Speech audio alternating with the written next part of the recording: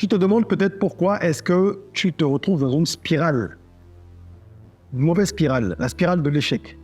Il y a certaines personnes qui, effectivement, n'arrivent pas à sortir de ce tourbillon-là et qui enchaînent les échecs. C'est vraiment échec sur échec, ça ne marche pas, et ils finissent par se demander s'ils sont maudits, s'ils portent un mauvais karma, s'ils ont commis des crimes qu'ils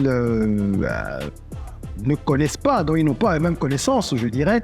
Et finalement, tout ça, ça peut entraîner la dépression, ça peut entraîner vraiment un certain nombre de difficultés supplémentaires lorsqu'on n'arrive pas à sortir d'une mauvaise spirale.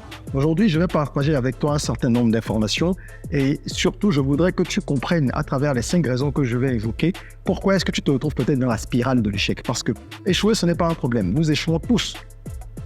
Et l'échec n'est pas une fatalité. Mais lorsque les échecs sont successifs, répétés, et que ça dure depuis des mois, des années, il y a lieu de se poser une question, de se demander pourquoi ça arrive. Parce que c'est en comprenant le pourquoi qu'on trouvera le comment. Il faut connaître la cause pour pouvoir administrer un remède. Si vous ne savez pas de quel mal vous souffrez, si vous n'arrivez pas à aller à la racine, ça ne servira à rien. C'est comme la médecine allopathique en général qui va aller traiter des symptômes plutôt que de traiter la cause elle-même. Aujourd'hui, on va aller à la racine du mal. Et je vais vous expliquer justement quelles sont les 5 raisons pour lesquelles vous êtes peut-être dans une spirale d'échec ou pour lesquelles quelqu'un dans votre entourage se retrouve dans une situation pareille. Et à partir de là, on pourra voir comment est-ce qu'on peut procéder. Prenez de quoi noter, on en parle tout de suite. Je suis Régis Saizy, entrepreneur multipotentiel, conférencier, formateur et artiste. Je partage avec vous sur cette chaîne du contenu propulsif pour vous aider à rêver, oser et créer. Hello les rocks, j'espère que vous êtes solides. Moi, je suis en parfaite forme et je suis plein de gratitude envers l'univers. Aujourd'hui, nous allons parler de développement personnel et de mindset parce que c'est important, c'est très très important. Il faut avoir le bon état d'esprit, sinon vous ne pourrez pas aller bien loin. Vous avez beau avoir les meilleures idées du monde, avoir des talents, avoir plein de dons. Si vous n'arrivez pas à développer l'état d'esprit propulsif qu'il faut pour avancer dans ce monde qui est une jungle, vous allez dormir avec vos talents ou alors avec votre capital, avec tout ce que vous avez comme atout. Vous allez dormir dans votre coin, c'est-à-dire que vous allez végéter là et vous n'allez pas pouvoir exploiter votre plein potentiel. Bienvenue si vous êtes sur cette chaîne pour la première fois. Ici, on rêve, on ose, on crée, d'où le mantra Soyons Rock. Et cette chaîne a pour but d'aborder des thématiques propulsives. Nous parlons d'entrepreneuriat, de business, on parle également de mindset, comme je l'ai dit, et d'éducation financière. Tous ces sujets-là sont interconnectés car ils permettent à chacun d'accélérer sa croissance personnelle et professionnelle. Quand on est dans une spirale et que cette spirale-là ne comporte rien de positif, qu'il n'y a que du négatif, des échecs, des problèmes, des malheurs, il y a forcément des raisons. Et non, ce n'est pas parce que vous êtes maudit, ce n'est pas parce que vous portez un mauvais karma, ce n'est pas forcément ça. Il peut y avoir des explications spirituelles, surnaturelles, comme diraient certains, des explications plus subtiles que ce que l'on peut voir. Mais il y a la possibilité également de contrecarrer un peu tout ça parce qu'il y a forcément une part de logique aussi dans ce qui vous arrive. La raison numéro 1 pour laquelle on se retrouve dans une spirale d'échecs généralement, on enchaîne les échecs, c'est lorsque l'on a peur de l'inconnu. Beaucoup de gens sont dans cette situation. La plupart des gens ont peur de l'inconnu. Ils ont tellement peur de l'inconnu qu'ils ne prennent aucun risque. C'est drôle ce que je vais dire, mais en fait, ils échouent parce qu'ils ont peur de l'échec. Ben oui. Comme je le dis dans l'album Soyons Rock, on a tous de belles idées. Mais la peur de l'échec nous fait hésiter. Elle paralyse la marche vers le sommet. Elle anesthésie l'ambition, la fait somnoler. Votre ambition sera anesthésiée si vous avez peur de l'échec et de l'inconnu. Les gens préfèrent rester dans le confort de ce qu'ils connaissent, de ce qu'ils ont toujours fait. Même quand ce qu'ils ont toujours fait ne marche pas bien, ils se disent « Ah tiens, si j'essaie de faire ça, non. Ça peut devenir grave. » Et finalement, mais qu'est-ce qui se passe? Ils recommencent les mêmes choses. Einstein l'a bien dit, c'est quand même absurde de lancer une balle contre un mur à chaque fois et d'espérer qu'elle ne rebondisse pas. Vous pensez que la balle va traverser le mur? Non, c'est pas possible. On n'est pas dans l'école des champions, pour ceux qui ont connu ce dessin animé, diffusé quand on était plus petit, et où il y a le tir de l'aigle, vous savez, un tir qui vient d'une autre planète et qui va aller démolir tout un mur, une balle qui traverse le mur. Non. Ce que vous faites produira toujours le même effet si vous le faites de la même façon. Donc à un moment donné, soit vous faites des choses complètement différentes, soit vous faites les mêmes choses mais différemment. Et pour ça, il faut vaincre la peur de l'inconnu. Il faut se dire, ok, je vais prendre le risque de faire autrement. Et si ça ne marche pas, c'est pas grave, parce que vous aurez compris que l'échec est une partie intégrante du succès. Le succès, c'est un chemin. C'est comme une échelle qui nous mène vers le succès parce qu'on ne finit jamais. Et chaque marche, en fait, ce sont des échecs. On tombe, on se relève, parfois on a des succès, etc. Mais quand vous avez intégré ça, vous n'avez plus peur, vous avancez. Et le conseil que je pourrais vous donner pour combattre cette attitude-là, c'est de vous fixer déjà des objectifs mesurables, des petits objectifs. Parfois, c'est l'absence justement de vision, de projection qui fait que les gens ont peur. Ils ont trop peur. On a tous peur. C'est pas le plus grave. Ce qu'il faut, c'est développer le courage. Et pour ça, il faut avoir des petits objectifs parfois. Si vous avez 50 km à parcourir, dites-vous, ok, quand j'aurai parcouru 3 km, je vais faire une pause pour me féliciter. Et puis à ce moment-là, je vais boire 1-2 gorgées d'eau. Donc vous morcelez l'objectif. Et ça ne vous décourage pas. Parce que quand les gens voient la montagne de travail qu'il y a à battre pour atteindre un objectif, ils se disent « Ah non, franchement, c'est pas la peine. Moi, je préfère rester dans mon coin, faire les choses comme je fais. » Eh bien oui, là, forcément, petite vision, petit résultat, échec répété. Donc, apprenez à vous fixer peut-être des objectifs réalisables, comme on parle d'objectifs SMART, adaptez ça à vous-même, et progressivement, vous verrez. Apprenez aussi à faire des choses qui vous font peur. Ça aide énormément. Si vous avez peur, par exemple, de marcher dans votre quartier à 20h, eh bien un jour, essayez de le faire. Évidemment, vous n'allez pas sortir avec votre téléphone portable de l'argent à ce moment-là. Et si vous êtes dans un quartier dangereux, vous ne le faites pas. Ce n'était qu'un exemple. Si vous avez peur de se faire un saut en parachute, un jour, faites-le. Mais dans des bonnes conditions de sécurité avec des professionnels.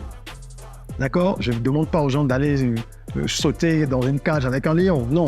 Mais affrontez vos peurs et déminez tout doucement tout ce qui entrave votre courage. Vous allez voir que progressivement, vous allez gagner en assurance. Et là, forcément, on devient plus costaud, plus solide. La deuxième raison, c'est le manque de planification. Quand je dis que vous n'avez pas d'objectif, ce que je viens d'évoquer, par exemple, ou des objectifs morcelés, fractionnés pour voir où vous allez, on est un petit peu dans le même schéma, seulement que là, on parle de planification au sens large du terme. La planification, c'est pouvoir définir où l'on veut aller et comment est-ce qu'on fait pour y parvenir. Et ça, c'est totalement ahurissant de se rendre compte que il y a peut-être 1 ou 2% de la population qui a des plans. Les gens n'ont pas de plan. Donc vous êtes certainement parmi les 98% de personnes qui n'ont pas de plan si vous regardez cette vidéo. Les gens n'ont pas de plan clair. Comment vous ne voulez pas vous égarer si vous ne savez pas où vous allez? Vous n'avez pas de destination et vous démarrez votre voiture ou votre moto. Vous allez errer, comme on dit, fatigué. Vous allez errer fatigué, c'est-à-dire inlassablement. Il faut avoir un plan. Parce que, en réalité, une planification médiocre ou inexistante, ça ne peut qu'entraîner des efforts dispersés. Vous allez beaucoup travailler, mais vous ne serez pas en train de travailler en direction de vos objectifs. Quand on a une destination, un objectif final, un but, on évalue chaque action à la lumière de ce but-là. On se dit, tiens, est-ce que si je vais à tel endroit, on va inviter, est-ce que ça contribue au but final ou au moins à l'objectif intermédiaire? Est-ce que si je me lance dans tel projet, ça correspond à ma ligne directrice et au plan que j'ai à moyen et long terme? Voilà comment on arrive à prendre des décisions dans la vie aussi, de tous les jours, et se dire, ok, je vais faire ci, je vais faire ça. Parce que sinon, finalement, vous faites plein de choses, c'est des efforts dispersés, et ça finit par vous décourager. Vous dites, avec tout ce que moi j'ai essayé depuis 1000 ans, avec tout ce que j'ai fait, j'y parviens pas, c'est pas la peine, je suis découragé, moi j'ai trop souffert, moi j'ai essayé trop de choses dans ce pays. Est-ce que vous avez essayé les bonnes choses? Est-ce que vous avez défini des actions en direction d'un but? Ça, c'est important. Je vous invite, mon conseil, c'est vraiment ça, je vous invite à définir des objectifs précis, à mettre en place un plan pour pouvoir les atteindre.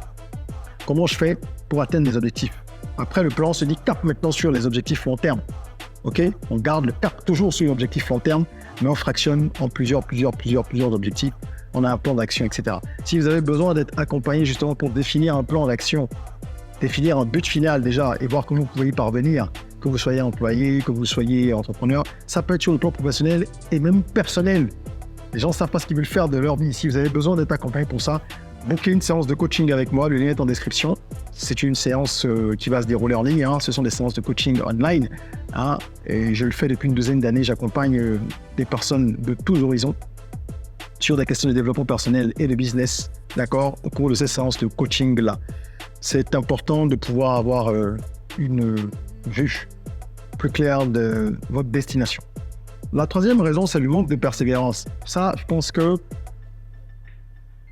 c'est un fléau qui prend de l'ampleur à notre époque, malheureusement, parce qu'avec les réseaux sociaux et la diffusion d'anti-modèles, ce que j'appelle les anti-modèles, donc de personnes qui n'ont pas vraiment de valeur et qui sont glorifiées, qui vendent du rêve, des VI, comme on dit, des vendeurs d'illusions, avec justement l'émergence et la popularisation de ce type de profil, forcément, les gens sont encore plus pressés qu'il y a quelques décennies, quelques années même. Les gens veulent tout de suite. Donc, il n'y a plus de persévérance, il n'y a plus de patience, il n'y a plus d'endurance, il n'y a plus de résilience. Parce qu'on a vu quelqu'un qui vend une vie, selon laquelle, en 3 mois, il s'est retrouvé à tel endroit. C'est blow, hein. Vos influenceurs, pour la plupart, sont des menteurs. Ce sont des Pinocchio. Il n'y a pas de richesse rapide, d'enrichissement rapide, sauf si vous gagnez au loto ou si vous héritez. Sinon, c'est toujours progressif. Bien sûr, la vitesse est différente pour chaque personne, en fonction de plusieurs paramètres. Mais c'est forcément progressif. Donc, arrêtez d'être pressé. Parce que le fait de ne pas avoir cette vertu-là, la résilience, la persévérance, finalement, ça fait que les gens abandonnent vite. Dès qu'ils se lancent dans un projet, ils abandonnent. Même quand ils ont un emploi, quelqu'un qui a mis 4 ans à trouver un job, il se comporte comme un zozo, on le vire. Il n'essaye même pas de garder la place. Ah non, il préfère rester à la maison, on dit qu'il va trouver un business. Un business, si tu n'as pas le bon mindset. Qu'est-ce que tu vas faire comme business? Dans le business, il faut avoir un bon mindset. Quelqu'un qui a un mauvais employé, c'est pas évident qu'il soit un bon entrepreneur. Je dis souvent ça aux gens. L'entrepreneur, il doit avoir davantage de qualité que l'employé. Parce qu'il doit gérer les employés, gérer les clients, gérer les associés, etc. Donc davantage de discipline, davantage de savoir-vivre, davantage d'empathie, etc. Donc apprenez à être patient. Il y a des gens qui ont essayé des milliers de fois avant de réussir. Je parle souvent d'exemples connus sur cette chaîne. J.K. Rowling, l'auteur d'Harry Potter. Regardez combien de fois elle a été rejetée avant que Harry Potter ne soit un succès. Comment les maisons d'édition la rabrouaient. Jack Ma d'Alibaba, Edison pour le premier électrique. Tellement de cas à travers l'histoire. Vous ne pouvez pas, après quelques petits essais, si ça fait 3 ans que j'essaie, non. Remettez-vous en question. D'accord? Et ayez un peu de patience. Cultivez la mentalité rock. Le rock n'abandonne pas. Il rêve, il ose et il crée. C'est un plan, c'est un état d'esprit. C'est un mode de vie être rock. Et si vous voulez développer votre mindset, je vous exhorte à écouter l'album Soyons Rock. Vous pouvez l'écouter gratuitement sur les plateformes de streaming. C'est un album de développement personnel. C'est de la musique urbaine, en fait, mais avec des thèmes de développement personnel. Et c'est un album que j'ai enregistré et mis à votre disposition depuis quelques mois déjà. Vous allez découvrir, pour ceux qui ne le savaient pas, mes talents de chanteur. Mais je fais de la musique depuis 2002. Certains vont le découvrir. Et vous allez découvrir surtout un album qui est en fait une symphonie de développement personnel. Chaque titre est une masterclass. C'est comme si vous écoutiez un conférencier en développement personnel, chose que je suis par ailleurs, mais sur de la musique urbaine. Donc, de façon inconsciente, ces chansons-là vont transformer votre mindset. Elles vont travailler votre subconscient.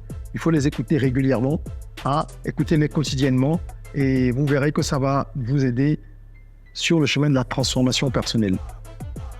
Parce qu'on a tous besoin d'avoir des outils, des béquilles, des remèdes pour avancer plus vite, parce que le monde est assez complexe et difficile à gérer aujourd'hui. Raison numéro 4, c'est ne pas apprendre de ses erreurs. Ça aussi, c'est récurrent, c'est fréquent. Les gens n'apprennent pas de leurs erreurs, ils ne prennent pas de recul, ils ne font pas d'analyse. À chaque fois que vous tombez, à chaque fois qu'un projet ne fonctionne pas, à chaque fois que vous êtes dans une situation que vous estimez être situation d'échec, parce que vous êtes peut-être dans une rupture amicale, sentimentale, amoureuse, que vous avez des problèmes en famille, que vous avez des problèmes au boulot, prenez du recul, prenez de la hauteur, analysez les choses objectivement, vous demandant qu'est-ce que j'ai mal fait, qu'est-ce qui a foiré. Ok, ça a foiré, mais qu'est-ce qui a foiré? Est-ce que c'est de ma faute? Est-ce que c'est la faute aux autres? Est-ce qu'il y a une responsabilité partagée? Comment j'aurais pu faire? Les gens ont tendance, vous savez, à toujours retrouver des boucs émissaires. Ah non, c'est parce qu'il a fait ci. Ah non, c'est parce que j'avais pas de chance. Ah non, c'est parce que je suis vieux. Ah non, c'est parce qu'il ne m'aime pas. Personne n'est responsable de ta chute et de tes faux pas. Ne donne à personne le pouvoir de contrôler tes peurs. Extrait du morceau Aujourd'hui de Glendon Soignon Rock. Lorsque vous vous déresponsabilisez, vous donnez le pouvoir à d'autres personnes et à des situations extérieures, en fait, de définir votre vie et votre destin. Prenez votre place dans la pièce de théâtre qu'est votre vie. Jouez votre rôle. Demandez-vous où est-ce que j'ai merdé et comment je peux faire pour que les choses se passent autrement la prochaine fois. Donc moi, c'est mon conseil pour vous sur ce point-là. Analysez objectivement chaque situation d'échec pour en tirer des leçons, ne pas reproduire les mêmes erreurs et s'améliorer en tant qu'être humain également. Et on va finir donc avec la 5e raison qui explique pourquoi les gens sont dans des cycles, des tourbillons d'échecs. Et ben, c'est parce qu'ils s'enferment dans leur bulle. Quand ça ne va pas, ils s'enferment dans leur bulle. Beaucoup de gens font ça. Ils vont se recroqueviller. Ils s'isolent. Ils s'insularisent même. Comme si le fait de se sortir de la société, de l'environnement, va vous permettre de régler le problème. Absolument pas. Au contraire, votre situation va empirer. Très souvent. Parce que quand on est seul et qu'on s'extrait, non pas pour méditer, d'accord, réfléchir, apprendre à se connaître, mais qu'on s'extrait plutôt pour fuir, alors à ce moment-là, on glisse vers la dépression. Je dis souvent que les gagnants, les winners, les rocks sont des solitaires. C'est différent. C'est un choix. Quand on est seul par choix, c'est différent. On prend l'habitude d'être avec soi-même pour s'écouter, apprendre à se connaître et progresser spirituellement. C'est un choix. Mais lorsqu'on s'isole parce qu'on a des échecs, c'est différent. Vous devez demander de l'aide, d'une manière ou d'une autre. Soit vous avez un mentor, quelqu'un en qui vous avez vraiment confiance, soit vous avez un proche qui n'est pas forcément un mentor, mais qui a cette qualité-là, qui est une écoute active et qui va pouvoir vous écouter, vous conseiller. Soit vous allez voir un coach ou un psy pour ceux qui veulent. Les coachs ont la particularité, en fait, de chercher des solutions. Ils sont orientés solutions. Les psys sont orientés cause. Ils vont d'abord chercher la cause avant de trouver la solution. Ce qui est également une approche, afin de proposer des solutions.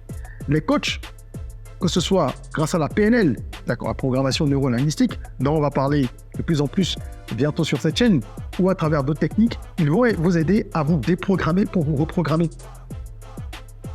Vous aider à trouver la solution par rapport à votre problème. Et c'est pour ça que je vous disais, vous pouvez booker une séance de coaching avec moi. Vous pouvez trouver également d'autres solutions, mais ne vous enfermez pas. Parce que vous n'avez pas forcément le point de vue alternatif qu'il faut face à votre situation. Quand on parle de think out of the box, c'est de ça qu'il s'agit. Comment est-ce que j'arrive à regarder la situation avec un prisme différent pour trouver des options, des approches de solutions différentes? Parce que si je regarde toujours la situation avec mon angle de vue habituel et mon prisme d'analyse, eh ben je ferai toujours la même chose. Je me proposerai toujours les mêmes solutions qui ne fonctionneront pas. Vous comprenez un peu? Voilà des erreurs que nous commettons souvent. Faites de la lecture, ayez un sac tracteur. Voilà les solutions qui vont vous aider. Booker des séances de coaching avec moi ou avec d'autres, mais faites-vous accompagner. Ça me fait marrer quand j'entends des gens dire on n'a pas besoin de coaching, tout ça. Les présidents se font coacher, les athlètes de haut niveau se font coacher, les acteurs se font coacher, les artistes les plus connus se font coacher, les entrepreneurs les plus chevronnés se font coacher. Tous ceux qui atteignent des niveaux de performance élevés se font coacher. Les coachs performants se font coacher. Moi-même, je me fais coacher par d'autres. C'est comme si un médecin disait qu'il ne se ferait pas ausculter par un autre médecin. Non. Même les coachs se font coacher. Donc, tout le monde a besoin de coaching, on a besoin de regard extérieur, on a besoin d'accompagnement, on a besoin d'échanges d'analyse avec des personnes qui ont de la substance, de la matière et qui peuvent nous aider à voir nos situations différemment et à sortir de nos difficultés. Pour conclure, je voudrais vous dire que vos échecs ne vous définissent pas. L'échec est incontournable dans la vie, ça fait partie de la vie. Le bébé tombe 1000 fois avant de pouvoir marcher. Il ne se décourage pas. Prenons exemple sur les enfants. Leur innocence, leur persévérance. Les échecs ne vous définissent pas. Relevez-vous. Prenez votre vie en main. Commencez à mettre en pratique les conseils distillés dans cette vidéo et faites-vous accompagner si vous en avez besoin. Vous verrez que vous pourrez sortir de là, surmonter les échecs et vous positionner autrement sur l'échiquier de la vie. Je serais curieux de voir en commentaire, de lire vos avis et de savoir laquelle de ces 5 raisons vous parle le plus. Quelle est cette raison-là parmi les 5 évoquées qui vous piège le plus dans le cycle des difficultés et des échecs? parce que c'est en échangeant que la communauté s'enrichit. Donc, partagez vos avis et vos expériences en commentaire et je prendrai plaisir à vous répondre et échanger avec vous. Voilà. Si la vidéo vous a plu, un petit like, un partage, 2, 3, 10 partages même, pour que ça aide le maximum de personnes possible et que la communauté continue à grandir. OK ? Et n'oubliez pas de vous abonner. En attendant qu'on se retrouve pour une nouvelle vidéo, prenez soin de vous, de votre corps, mais aussi surtout de votre mind. Rêvons, osons, créons, soyons rock.